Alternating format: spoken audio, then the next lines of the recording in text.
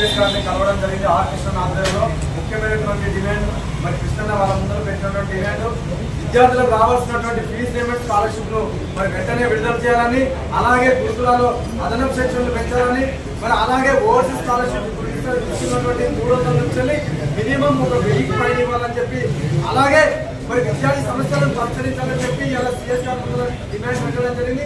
ఈ ప్రభుత్వానికి ఏ మాత్రం చిత్తస్తున్నా మరి కాంట్రాక్టర్ బిల్లులు చెల్లించడం కాదు, విద్యార్థి సమస్యలు పరిష్కరించే కాంట్రాక్టర్ బిల్లులు చెల్లించడం అంటే మరి చెట్టు కొమ్మలకు నీళ్లు పోసినట్టు. అదే విద్యార్థుల కనుక నువ్వు నిధులు కేటాయించినట్టు అది మొదలు పోసినట్టు, మొదలు పోతే చెట్టు పచ్చకుంటుందని ఇది మర్చిపోయినారు. సీఎం గారు సానుకూలంగా ఉన్నారు, కానీ కేవలం ఈ అధికారులు తప్పులో పట్టిస్తున్నారు.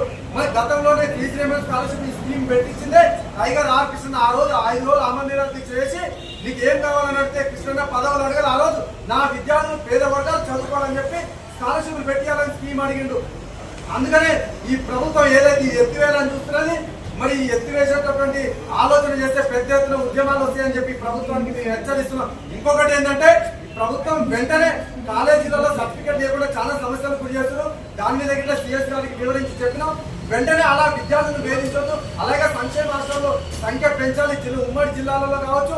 మరి అలాగే గ్రేటర్ హైదరాబాద్ లో చాలా డిమాండ్ ఉన్నది.